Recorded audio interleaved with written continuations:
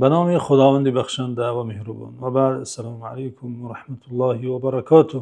و گفتار پیغمبرت راه جوی، دل از تیرگی ها بدین آب شوی.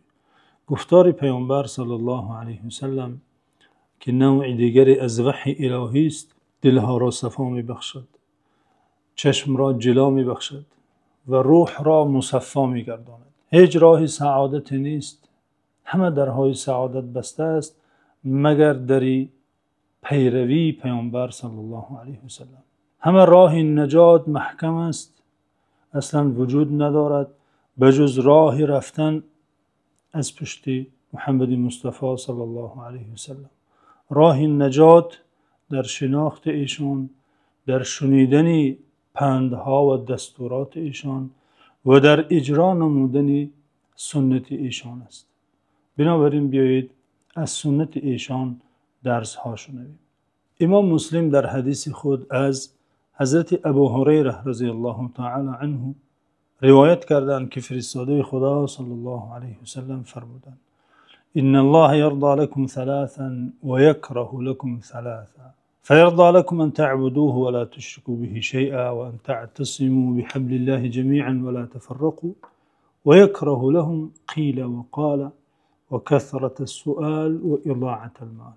فرستاده خدا صلی الله علیه و سلم در این حدیث برای ما سه چیز را که خداوند دوست می دارد امر کرده، خوش دارد، و سه چیز را که نهی کرده و بد می بیند بیان کرده، رسانیده. فرمودند خداوند عزوجل از شما ای بندگان، ای امتی من، سه چیز را خوش دارد و به آن دستور داده و آن را دوست می دارد و هر کسی آن عملها را اجرا می کند، انجام می دهد، آن بنده را دوست می دارد. فیرضی لکم ان تعبدوه ولا تشرکوا به شیئا. اولین کاری که خدا دستور داده، فریضه اول، این او تعالی را به یگانگی شناختن، او را به یگانگی پرستش نمودن، عبادت نمودن و شرک نیاوردن است. فریضه اول یعنی توحید. وان تعتصموا بحبل الله جمیعا ولا تفرقوا. چیزی دیگری که خداوند دستور داده و دوست می دارد و اهل آن را گرامی می دارد، به حبل خدا، بر ریسمان الله تعالی چنگ زدن و همدست بودن و تفریقه انداختن. این با مسلمانان همدست و همدل بودن.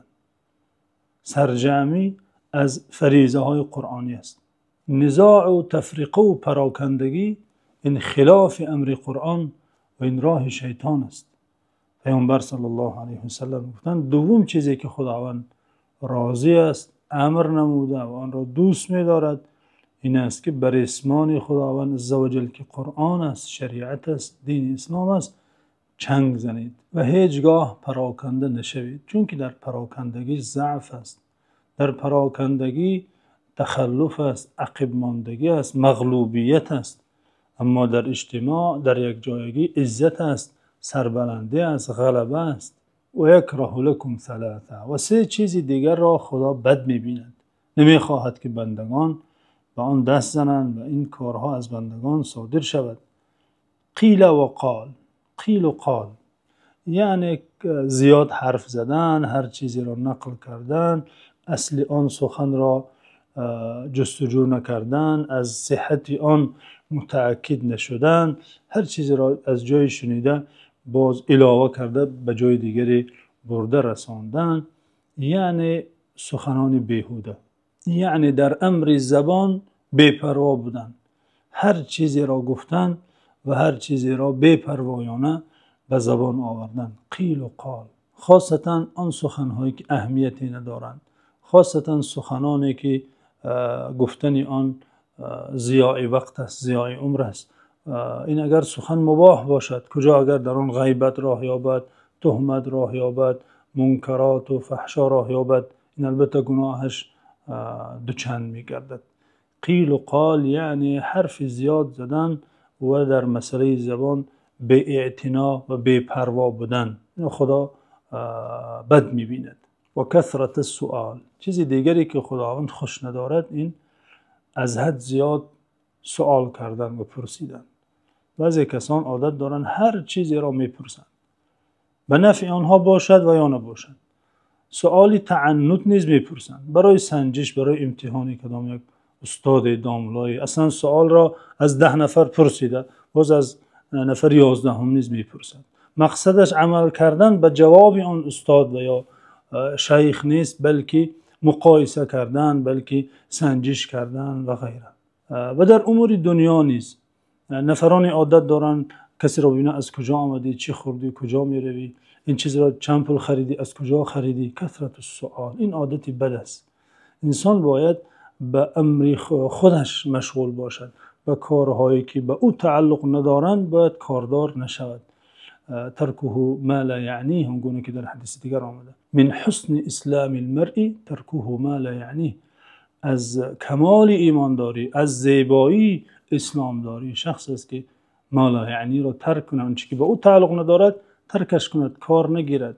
و اضاعت المال، چیزی سومی که خداوند بد میبیند و نهی کرده اضاعت المال است، مال را ضایع کردن. خداوند وقتی به بنده لطف کرده رزق حلالش میدهد، میباید حق آن مال را ادا کند، زکات آن را برآورد، صدقات نافله را برآورد، به کسانی که بر او حق دارند حقوق آنها را پرداخت کند، در دین و شریعت با مالش خدمت کند. اما اضاعت المال یعنی مال را ضایع نمودن، اسراف کارانه به هر کجا صرف کردن، یک کفش را مثلا تا هزارها دلار خریدن، یک چیزهای بی ارزش را به پولهای گران هنگفت خریداری کردن برای شهرت و برای خود نشاندهی، این را میگن اضاعت المال، ضایع نمودن مال که خدا بد میبیند و خداوند نهی کرده. در حفظ و امانی خداوند باشید.